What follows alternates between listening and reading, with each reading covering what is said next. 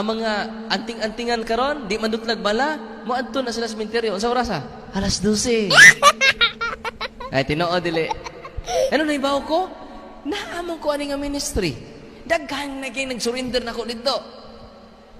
Hoy. Kana mga di madutlag bala, iya na siyawa. Pag-ingon ako ana, diha joy. Kana bitong grupo sa mga daghan man sila. Dili na ako gandan. Daghan na sila. Basta mo na, general na ako. Pero hindi ko makiha ba? General ako.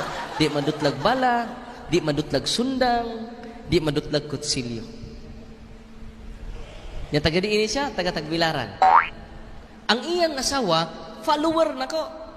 Chot, nindot yun yun. Nindot kayo, igo yun akong bana. Igo, chot. Pamanang balay pa yung bana. Yang paminaw na yung bana. Nanasag ka, panatik ka ng Darwina na. Suko kay yung bana nako.